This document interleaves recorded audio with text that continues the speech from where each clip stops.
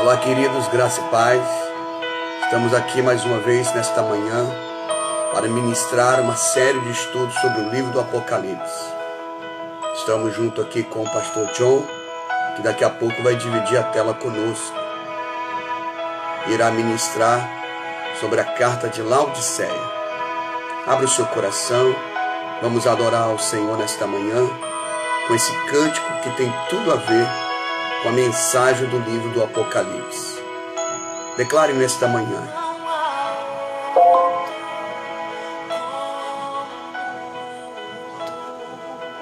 não há outro como o nosso Deus, soberano e fiel.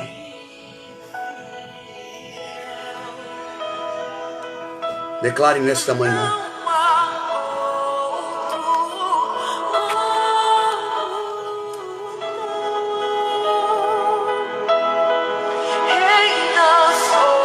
nosso Deus está conosco nesta manhã. Eu quero te convidar a adorar o Senhor. Vamos celebrar o nome do Senhor nesta manhã. Vamos abrir o nosso coração para o nosso Deus e expressar toda a nossa alegria e felicidade em poder acordar, respirar e agradecer a Deus por todo o livramento. Quantas coisas Deus tem feito por nós. Quantas coisas Jesus tem permitido nas nossas vidas. Nesta manhã, adore o Senhor declarando que não há outro como Ele. Ele é o Alfa e o Ômega. Declare nesta manhã. Abra o seu coração. Peça para o Espírito Santo falar com você. Que a ministração do estudo bíblico hoje é tremenda. Vai ser tremendo. Então peça para o Senhor: Deus, abre o meu ouvido, abre os meus olhos, unge a minha cabeça com o teu óleo, me prepara para receber a porção da tua palavra, me prepara para ser abençoado, curado, restaurado, porque eu creio que a porta que Deus abre, ninguém pode fechar, e eu tenho certeza que Deus já está trabalhando ao nosso favor e trará alegria para as nossas vidas. Celebre o nome do Senhor nesta manhã, declarando que Ele é Jesus, o início e o fim de todas as coisas da nossa vida. Venha celebrar, vamos adorar o Senhor. Compartilhe nesta manhã, convidando seus amigos, os irmãos da igreja, as pessoas que você conhece. Vamos espalhar estas mensagens em nome de Jesus. Nesta manhã, eu quero crer que nesta manhã o Espírito Santo está trabalhando ao teu favor e ao meu favor. Então vamos adorar nesta manhã em gratidão por tudo que Deus tem feito por nós. Celebre, glória a Deus. Declare assim: que Ele é o começo, o meio e o fim de todas as coisas.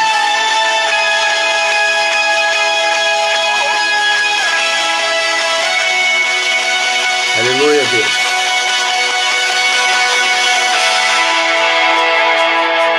Não há outro como nosso Deus.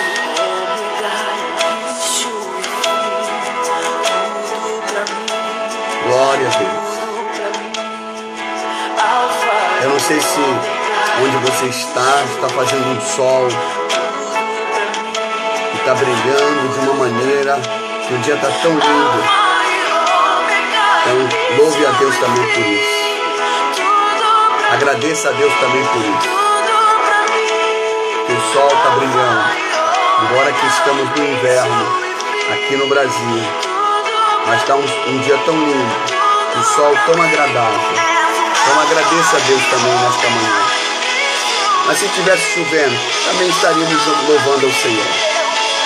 Porque tem que chover para poder comermos frutas, legumes e tantas outras coisas importantes que com a chuva eles estabelecem. Então agradeça a Deus. Vamos louvar o Senhor.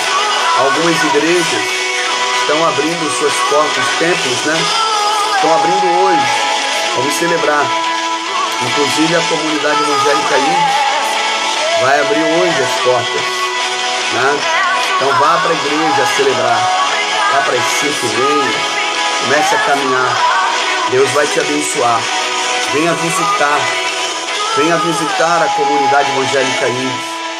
Procure uma igreja, ou de Miguel Pereira, ou de Arcádia, Conrado, ou de Japeri, ou de Nova Iguaçu. Estamos também lá em Copacabana, na rua Siqueira Campos, 43, toda sexta-feira. Querendo estar conosco, venha adorar o Senhor. Venha celebrar o nome do Senhor. Neste domingo, às 5h30, estaremos lá na igreja. Em nome de Jesus. Não tenha medo de nada. Creia que Deus está nos guardando, que Deus está nos guiando. Se cuide, é óbvio.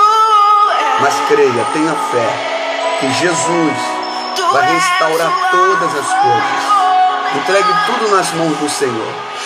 Não fique sem dormir, não fique ansiosa, desesperada, não fique com fobia, não fique com depressão.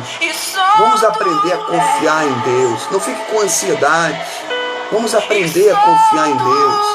Vamos aprender a descansar em Deus. Vamos aprender a acreditar, porque só Ele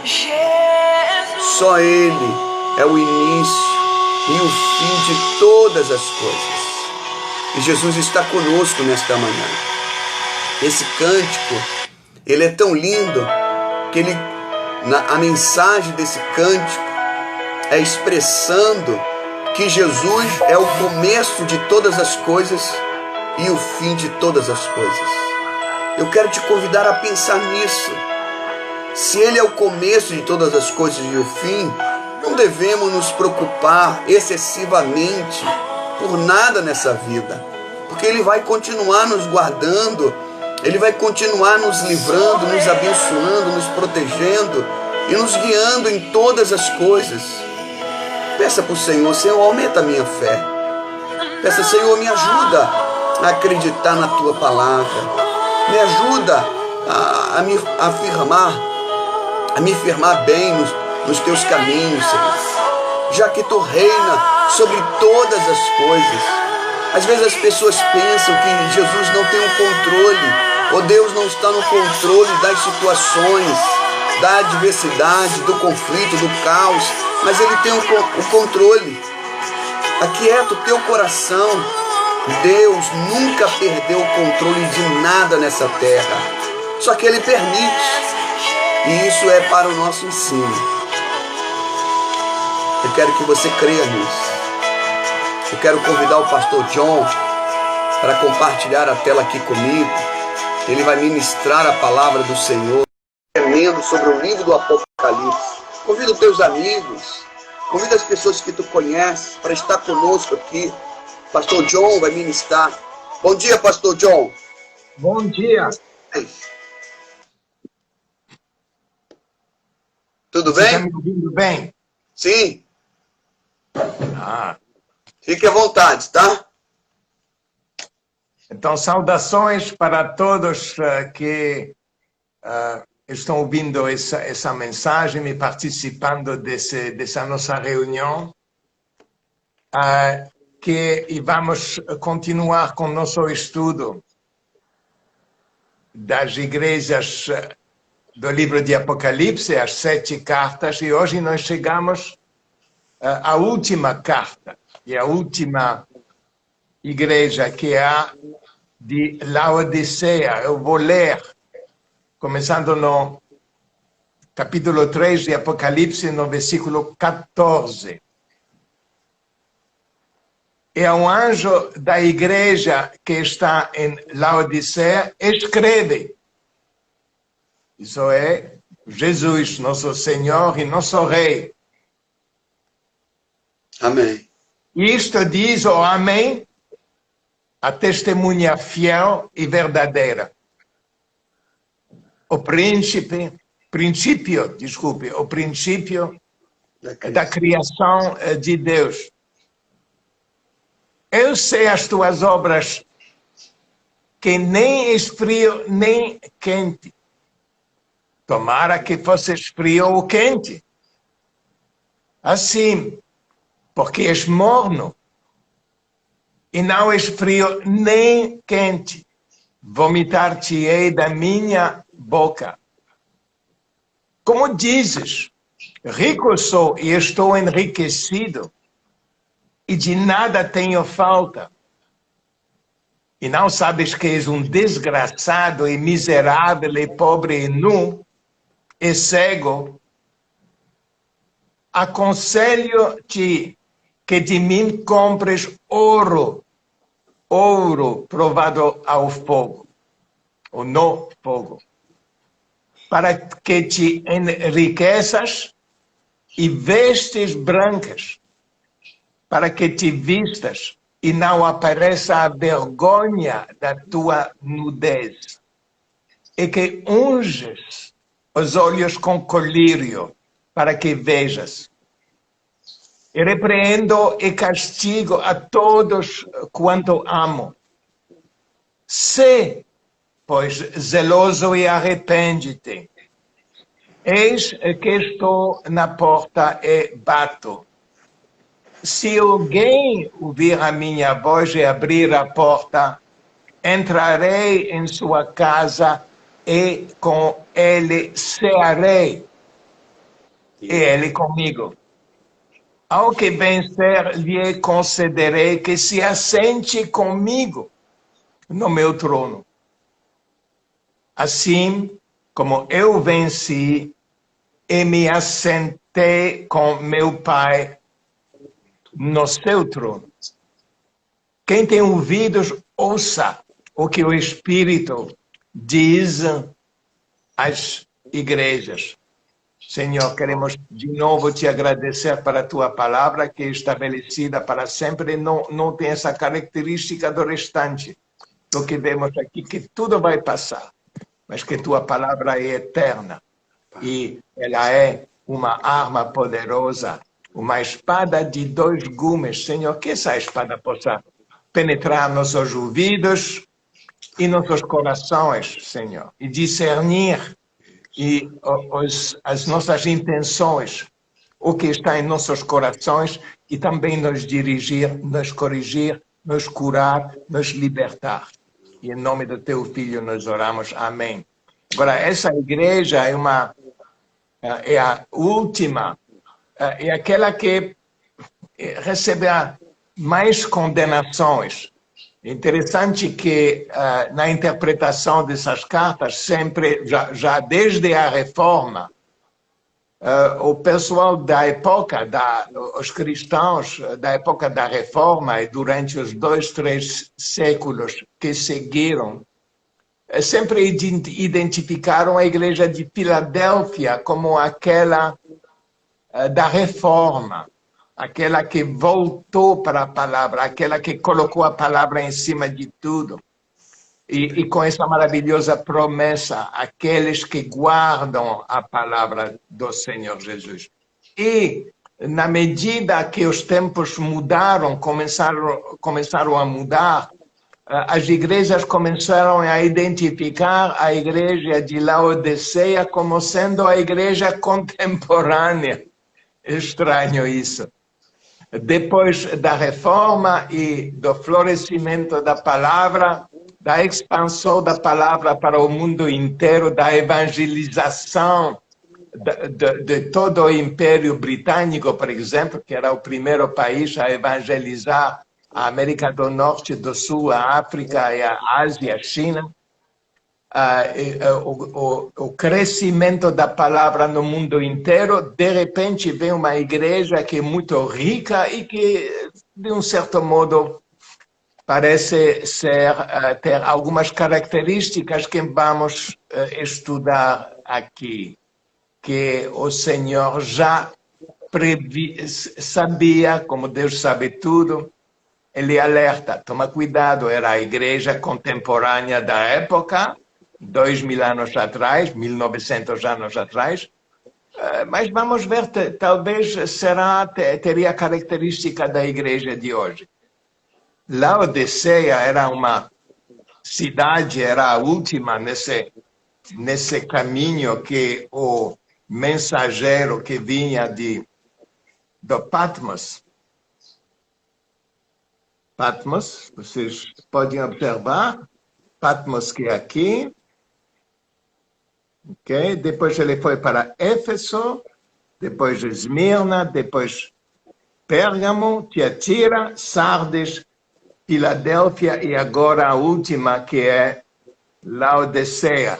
Laodiceia era já na fronteira dessa área muito civilizada, já na época, já bem sob controle do Império, e Laodiceia já era o caminho de saída para todas as regiões imensas lá no leste. Tinha muito comércio, muitas pessoas que viajavam lá fora para comprar, vender, também para expandir a cultura romana. E virou, por causa disso, talvez, ficou uma cidade extremamente rica. Mais rica que as outras, a não ser Pérgamo, que era a capital dessa região. Foi fundada mais ou menos 200 anos antes desta carta, e hoje quase não tem ninguém que habita lá. É um lugar de turismo, tem muitas ruínas, boas ruínas interessantes, é um lugar de grande interesse para pessoas que estudam arqueologia e história, mas hoje quase não tem nenhuma população. Na época da carta tinha no mínimo 80, 100 mil, era uma grande cidade. Tem uma coisa interessante, porque lá tinha um grande comércio de lã preta. E grandes criação e grandes rebanhos de ovelhas pretas. É uma característica desta cidade e uma grande indústria.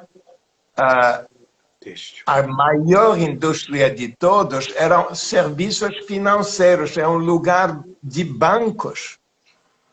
Justamente porque era na fronteira, tinha necessidade de trocar, de comprar e vender ouro. É assim que essa cidade, graças ao comércio que passava pela cidade e também ao comércio de lã, virou muito, muito rica. Tinha também um templo a um deus que se chamava Asclépio, um deus da época, que era um deus de serviços médicos de cura, e tinha a produção de um unguento especial que servia para curar os olhos, problemas com olhos. O terceiro, e tinha duas características também dessa cidade que precisamos de conhecer para explicar como essa carta foi escrita, porque Jesus escolher alguns temas. Tinha um grande problema com água. A água local não era muito potável. E era morna, por isso que depois vem essa comparação com morno, a qualidade de ser morno. Tinha um aqueduto, ainda tem restos desse aqueduto que vinha de longe, onde tinha fontes maravilhosas de água fresca e também de água muito quente em várias regiões. Nesta região, a uns 10, 15, 20 quilômetros, e até hoje tem lá fontes de boa água. Mas na cidade tinha um problema e a água, claro, pelo aqueduto, chegava nem fria nem quente. A água quente chegava morna e a água fria também chegava morna.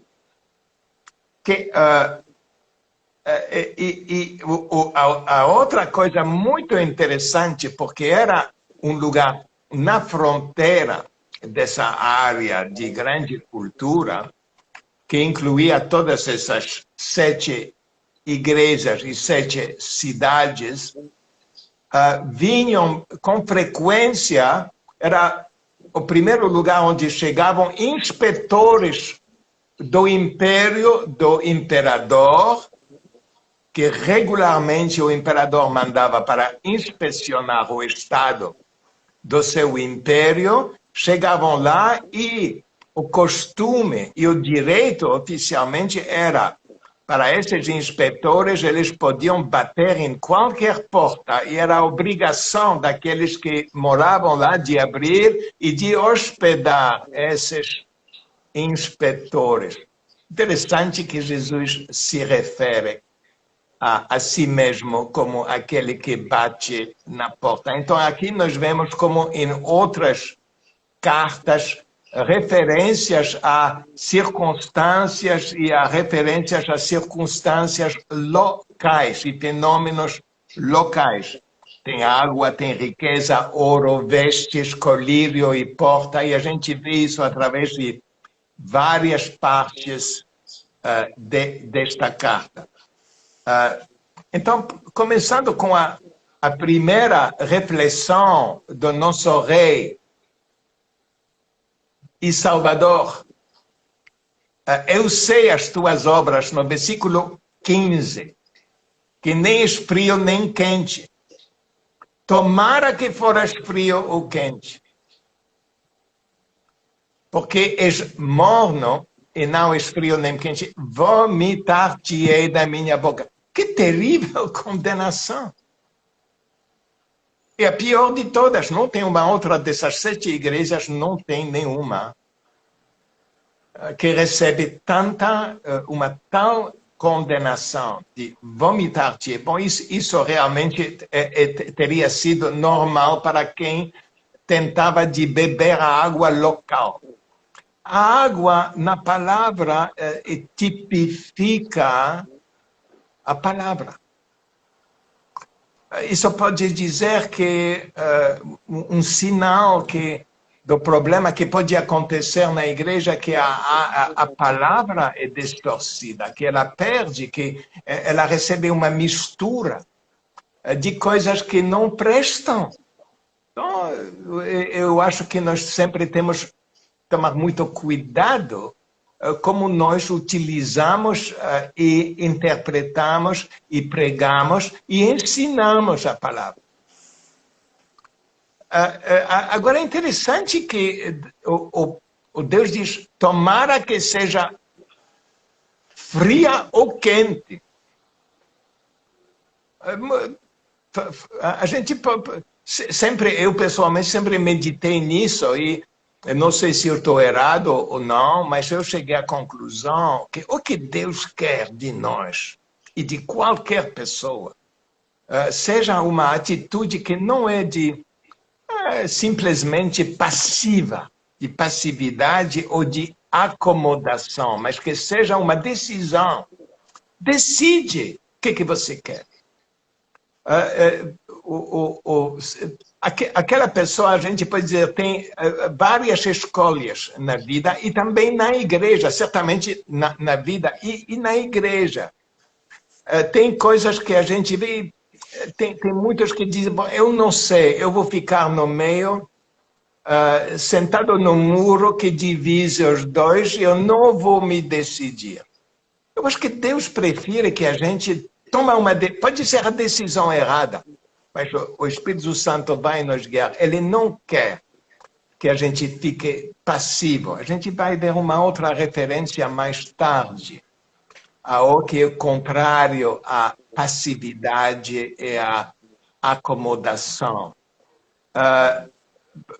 Eu me lembro várias vezes, crescendo na palavra, tem várias doutrinas que são... A gente pode tomar uma decisão, será que eu sou deste lado um do outro? E pessoas ficam lá acomodadas, eu não vou tomar uma decisão. Isso não agrada a Deus. Deus prefere até para aquele que se recusa, porque a o anúncio do Evangelho, recebendo a palavra da salvação, no mesmo tempo, a gente sabe que vai ter que tomar decisões que vão afetar a vida da pessoa. E também pessoas dizem, bom, eu aceito Jesus, mas eu vou continuar mais ou menos vivendo como antes. É uma decisão que não é realmente bem certa. Eu acho que Deus quer que a gente tome a decisão sim ou não, porque lá Deus já sabe como Ele vai tratar a pessoa que tomou essa decisão. Até aquele que diz, não, eu não quero de ti, Senhor, atualmente. Eu não me sinto preparado para aceitar o teu chamado. Eu vou continuar no mundo. Eu acho que para Deus essa decisão é melhor que daquele que diz, bom, talvez eu vou decidir mais tarde. Eu acho que Deus gosta de pessoas que tomam decisões e que são quentes ou frios. E por isso que ele diz, será frio ou quente. Mas aqui também é uma referência não só ao estado da alma da pessoa, mas também eu acho que ele está falando das obras, porque ele diz, eu sei as tuas obras. Então, também as obras que não são aqui não são úteis. Parece que as obras desta igreja não eram muito úteis, nem frio nem quente. Parece que realmente o que falta aqui é zelo. Por isso que depois Deus manda, seja zeloso. O que ele quer é zelo. Ele quer ver o zelo, porque é uma característica divina. No versículo 17, tem mais uma condenação. Rico sou, e estou enriquecido. Como dizes, assim, é que de nada tem falta. E não sabes que tu és desgraçado, miserável e pobre e nu e cego. É uma segunda terrível condenação. Parece que esta igreja contemporânea da época tinha várias características da cidade. Nós somos ricos e realmente não perceberam o terrível problema que todo este mundo tem em referência a seu relacionamento com Deus. Que as sociedades, os países, e como a gente vê hoje, realmente bem, uma grande característica do mundo de hoje. Rico, tecnologias absolutamente incríveis, poder bélico fantástico, poder de destruir a Terra em poucos minutos, se querem, poder de viajar de um lugar para do outro para esse mundo, o mundo quase completamente conquisto e dominado, parece, só que não é. Então, é uma característica de civilizações humanas e do humanismo, é isso, nós somos ricos e nós não precisamos realmente de nada de Deus, porque nós temos todos os recursos que nós precisamos para sobreviver e viver bem.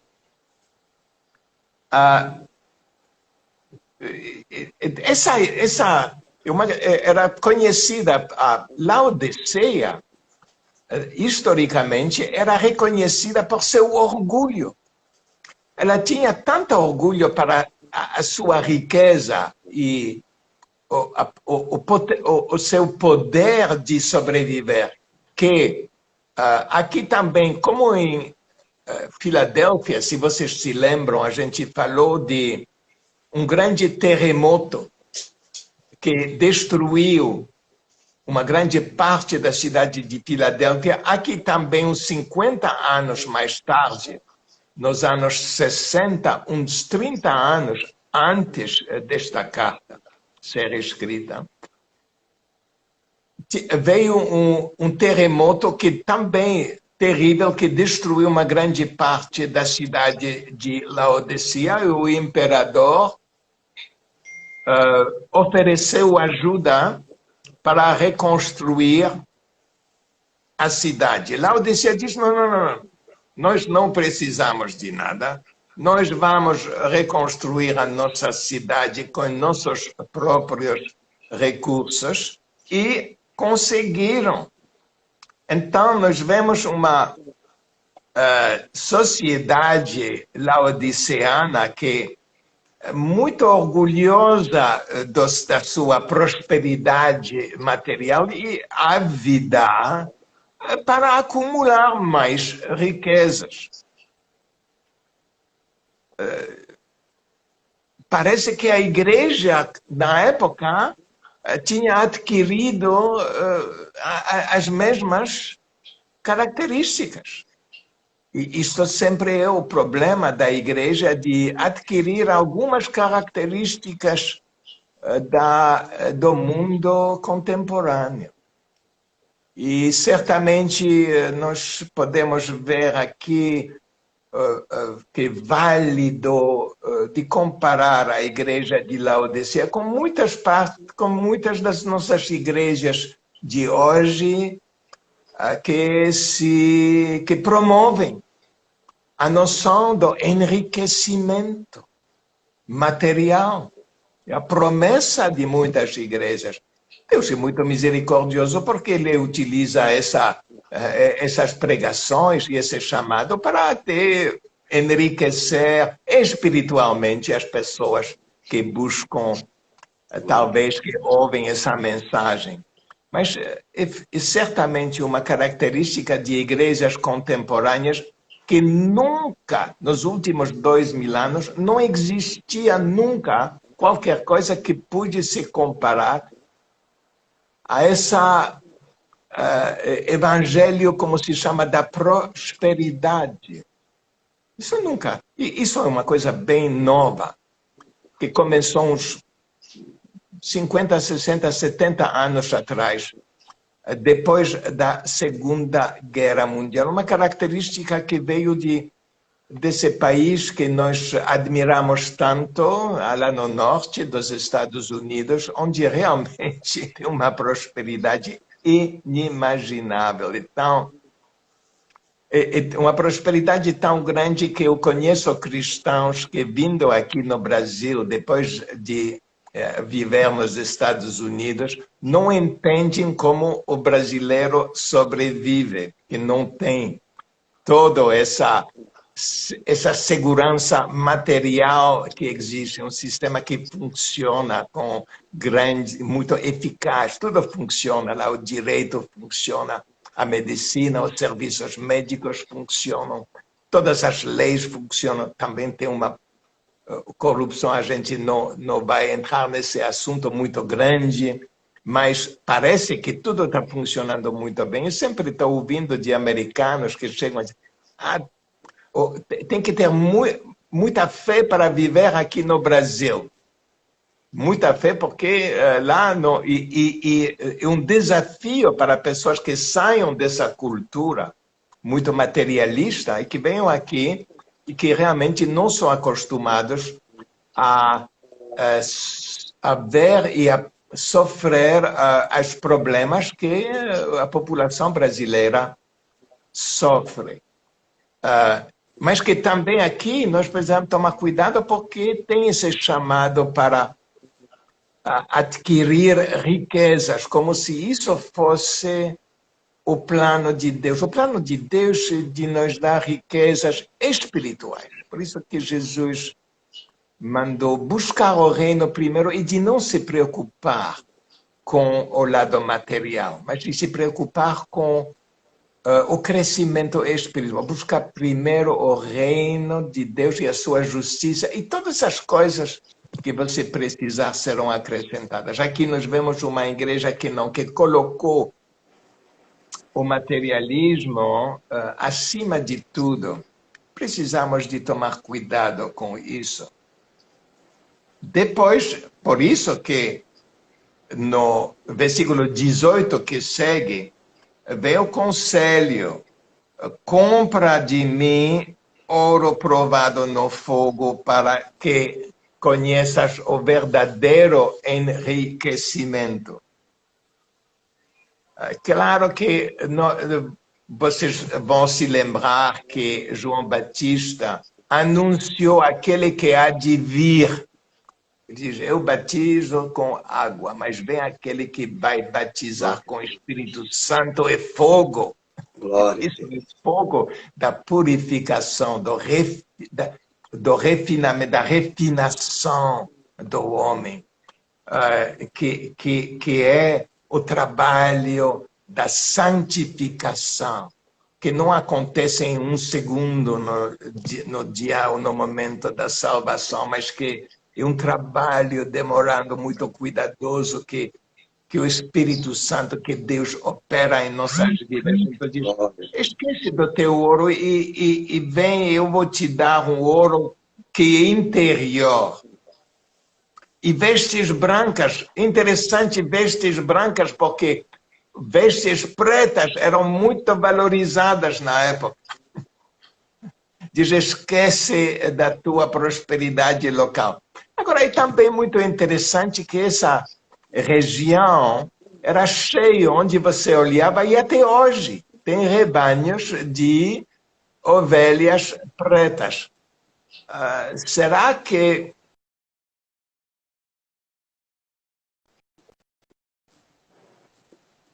da igreja de Laodiceia, que não eram realmente brancas, que precisavam de mudar, porque o branco é sempre tipifica pureza e a salvação e pertencer ao povo de Deus, que é vestido de branco. Então parece que também lá tem uma dica: ovelhas pretas. Pode ser que isso também nós devemos ver a situação de nossas igrejas contemporâneas. Com certeza, é uma das missões da igreja de converter as igrejas, todos. A gente não reconhece. Bom, é difícil de reconhecer uma ovelha preta de uma ovelha vestida de branco. Mas nossas pregações, nosso ensinamento deveria ajudar as pretas a alertar as pretas a talvez mudar de veste. E depois vem essa referência: unja os olhos com colírio. Os membros desta igreja imediatamente reconheciam que é justamente também uma outra característica da região, de produzir um colírio que era conhecido já bem além dessa região como cura para condições, problemas com olhos. A gente pode se lembrar, eu sempre me lembro aqui do Isaías 55, versículo 1, que fala assim: e vós que não tendes dinheiro. É um pouco como a situação dessa igreja de Laodiceia, que pensava que tinha dinheiro, mas não tinha realmente dinheiro. Pensava que era rica, mas faltava a verdadeira riqueza que importa. E, através do profeta Isaías, Deus fala assim: vós que não tendes dinheiro, vinde e comei, comprai e comei. Sim, vinde e comprai sem dinheiro e sem preço. Vinho e leite, o básico. Glória. É gratuito. Essa riqueza que Deus tem para nós é gratuita, ela vem de graça, ela é mas às vezes necessita o abandono de algumas atitudes e hábitos e uma mudança radical de nossos valores, que muitas vezes contaminados pelo espírito desse mundo se valorizam muito a riqueza material. Finalmente, ele escreve, Jesus não escreve, é João que escreve, e Jesus diz assim: eu repreendo, no versículo 19 da carta, eu repreendo e castigo a todos quanto amo. Se, pois, zeloso e arrepende-te. A gente não vai falar do arrependimento, nós sabemos o que é. Arrependimento é uma mudança de atitude, uma mudança, uma decisão de mudar do caminho. Não é simplesmente, eu sinto pena. É uma decisão. Mas é interessante que ele fala de zelo, e nós já podemos identificar que a descrição de pessoas que são nem frios nem quentes pode indicar falta de zelo, uma certa atitude de acomodamento. É muito interessante que tem um sociólogo brasileiro que se chama Zander Navallo. Eu descobri isso recentemente. Eu estava estudando e pesquisando acomodação, espírito de acomodação. E esse sociólogo brasileiro escreveu e estudou a atitude do povo brasileiro. É muito interessante que ele diz que o brasileiro sofre de complacência, que é uma atitude passiva de subordinação à crítica e de frouxidão valorativa. E ele diz assim, que a marca mais característica dos brasileiros é essa, complacência. É que é uma armadilha histórica que os brasileiros armaram para si mesmos. Interessante isso. E depois ele diz que bom, os brasileiros criticam, mas de um certo modo aceitaram, se acomodaram com uma absolutamente escandalosa desigualdade social. Escandalosa. Com corrupção. E tantas coisas que afligem. De um certo modo, ok, porque tem a praia, é um paraíso tropical, tem o carnaval, tem a samba. Então, dá para sobreviver. É muito complicado isso, porque, de um certo modo, isso poderia se refletir na igreja que existe nesse contexto social. As igrejas sempre têm que tomar cuidado de não adquirir o espírito do lugar, do mundo onde se encontram, como aconteceu com a igreja lá em Laodicea. Então, a primeira coisa que precisa para evitar essa complacência é zelo. Zelo é o contrário de complacência. E como já falei, realmente uma característica divina. Eu vou lembrar, Isaías tem uma profecia messiânica. E Isaías, capítulo 59, 17. Falando de Jesus. Se revestiu de justiça como de uma couraça, pôs o elmo da salvação na sua cabeça, tomou vestes de vingança por vestidura, e tudo lá a gente já, de um certo modo, reconhece paralelos na carta de Paulo à igreja de Éfeso, no capítulo 6, a vestidura de Deus, a armadura de Deus. Só que aqui é interessante que ele acrescenta, cobriu-se de zelo, como de um manto. É interessante que Paulo não incluiu isso na sua carta, mas está em nossa palavra, para quem quer realmente saber como se vestir. Falta no Efésio, na carta de Efésios, o manto de zelo, porque uma coisa é uma decisão individual. As outras armas realmente vêm automaticamente com a salvação.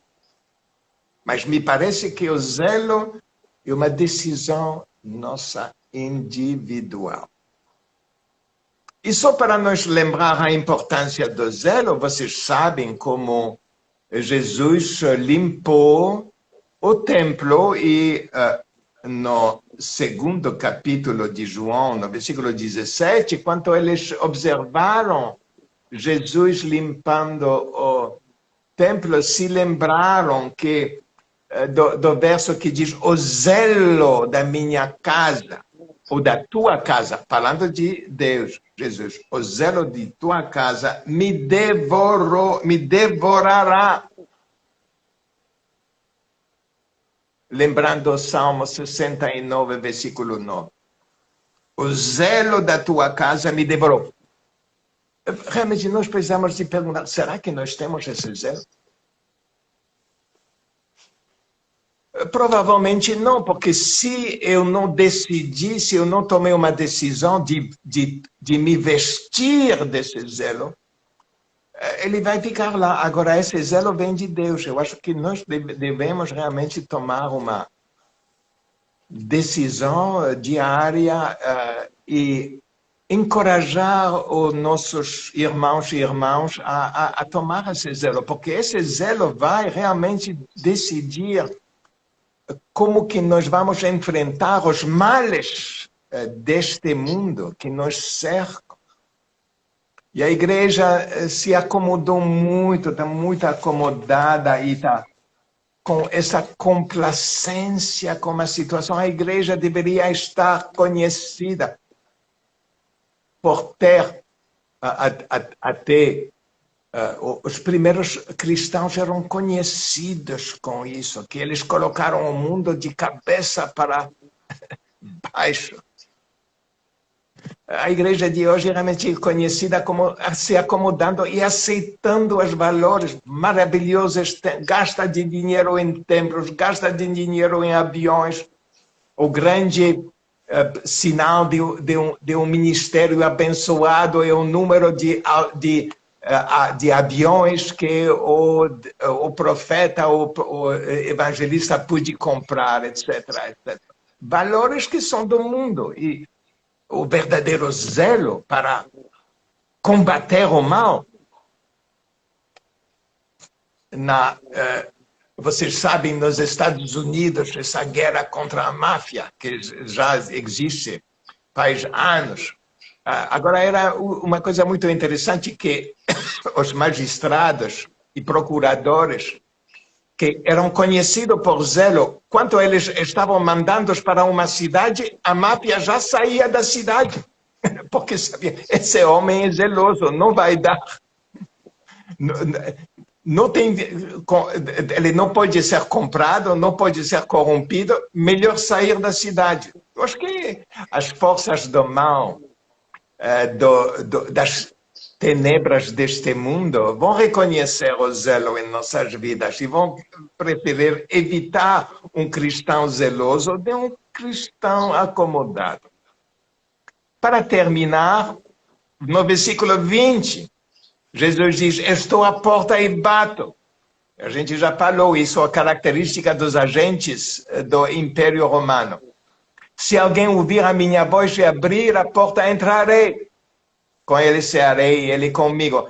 Que muitas vezes nós é utilizado esse versículo para falar da salvação, que Deus bate na porta do homem que não é salvo. Não. Essa carta foi escrita para uma igreja. São cristãos. provavelmente um pouco recaídos, mas são salvos, são cristãos. Aquele que não foi salvo é morto. O morto pode ouvir? Não. O morto precisa de ressurreição. Aqui nós estamos falando de abre seus ouvidos, eu estou batendo na tua porta. Jesus realmente confirmou isso. Ele diz, em verdade vos digo que vem a hora, e agora é, em que os mortos ouvirão a voz do Filho de Deus, e os que ouviram viverão. Glória. Isso é o Evangelho. Chega para mortos, que são ressuscitados. Agora, olha essa desgraça, que homens, pessoas ressuscitadas, ficam mornos. Como que pode ser? E isso é a desgraça dessa igreja. Porque se foram completamente mortos, seria uma coisa, são perdidos. Não, são pessoas que foram ressuscitadas, foram colocados no caminho da salvação e esqueceram. E simplesmente perderam esse zelo que deveriam ter tomado como manto. É um aviso muito grave, mas também mostra que Deus não abandona. E nossa tarefa como aqueles que ministram, que evangelizam, e de reconhecer, de bater nas portas de todos para ter certeza que eles não são mornos nem frios. Finalmente, ao que vencer, versículo 21, e nós sabemos que nós somos mais que vencedores. Lembra-se disso. Isso não é um mandamento, você tem que vencer. Deus sabe que Ele colocou em nós temos em nós o vencedor, aquele que venceu, que é Jesus. Glória a Deus. Se nós temos o Espírito de Deus em nós, não tem possibilidade de não vencer.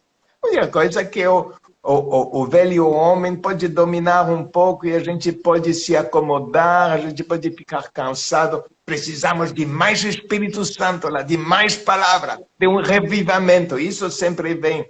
Deus vem bater em nossa porta.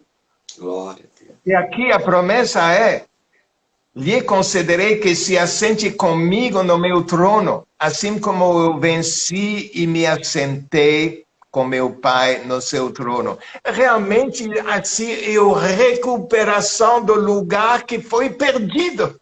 Que com a salvação já vem esse lugar que nós temos, que é uma recuperação do poder de sentar e de reinar. Nós somos chamados para reinar sobre o mal que nos cerca aqui. Para ser sal e luz. Luz reina sobre as trevas. Em nome de Jesus. Ele não se preocupa. As trevas desaparecem. Então, esse é o nosso lugar. Efésios, capítulo 2, versículo 5, diz: estando nós ainda mortos, estou falando antes da salvação, em nossas ofensas, Ele nos vivificou juntamente com Cristo e nos ressuscitou juntamente com Ele e nos assentar nos lugares celestiais em Cristo Jesus. Isso é a salvação, ressurreição e colocação em Cristo Jesus no lugar onde o Rei, aquele que domina tudo, o universo, o Rei do universo e nosso Salvador reina, para reinar com Ele. Então, eu quero encorajar você, está escrito também, quem tem ouvidos, que os nossos ouvidos sejam bem abertos para receber essa semente, que ela possa entrar, que ela possa cair em terreno fértil, preparada por nosso Senhor para o receber e para dar frutos que vão alimentar os outros. E também nos mudar, porque o fruto vai me mudar. Eu não vou comer o fruto simplesmente nós vamos produzir frutos que o mundo precisa de ver, o fruto que vem do Espírito Santo, que é o amor, a paz, a fé. longanimidade, paciência e todos os outros frutos que vão mostrar para o mundo que nós somos um povo eleito, um sacerdócio real, uma nação santa, um povo adquirido. Glória a Deus. E não um povo que foi adquirido pelo mundo, não. Um povo que foi adquirido por um poder muito superior ao poder deste mundo. E nós oramos e concordamos com isso, eu espero em nome de Jesus. Amém? Amém. Palavra tremenda, né, pastor? A gente fica observando que como essa palavra ela é atual, mais uma vez, mesmo sendo uma carta endereçada há tantos anos atrás para uma igreja que estava lá na Ásia Menor. E ela não cai de paraquedas, mas ao ser ministrada, a gente já percebe que ela está falando conosco já. Atualmente está falando com todo o povo de Deus aqui nessa terra. Então a gente percebe o quanto nós estamos precisando trocar as vestes, o quanto nós estamos precisando buscar mais o Senhor para ser quente, né? E não morno. Né? Quanto nós estamos precisando aqui nos sentirmos dependentes totalmente do Senhor, para não termos nenhuma coisa equivocada, achar que a gente sozinho consegue, achar que a felicidade sozinho vamos conseguir, se somos ricos, ou se possuímos alguma coisa. Pelo contrário, eu percebo aqui nessa carta que como Deus é zeloso com o seu povo. Ele não abandona o seu povo, ele vai atrás do seu povo, mesmo o seu povo estando equivocado, se misturou com o mundo está ali influenciando, Deus vai lá e quer resgatar esse povo, que somos nós. Que somos nós. É muito interessante as particularidades dessa cidade, né? Dessa igreja, mas que estava nessa cidade. A lampreta, a água, né? Muitas coisas interessantes aqui dessa cidade. Nós estamos chegando ao fim, né? Ao fim em dois sentidos. Um, que é o tempo. Está faltando 4 minutinhos para acabar. E o outro é a última carta, que foi endereçada às igrejas que estavam na Ásia Menor. Mas a gente vai combinar de trazer outros estudos, né? Porque a igreja, Comunidade Evangélica ID, em Nova Iguaçu, vai abrir as portas hoje. Então, algumas pessoas vão estar retornando, né? Mas existem já outras igrejas que no começo desse mês começaram a retornar, né? Para o templo. Então, a gente está pregando dessa maneira para que todos nós, nesse momento, venhamos buscar o Senhor nessa perspectiva aqui, de ser zeloso, de evangelizar, de se render no altar, pedir perdão, de fazer o que a gente chama de confessar para buscar o Senhor, buscando da parte dele uma transformação. Porque o que o senhor falou de uma pesquisa que esse sociólogo fez, é verdade, o brasileiro é muito acomodado. Nós nos sentimos um pouco assim, mas que hoje nós possamos tomar uma decisão, né?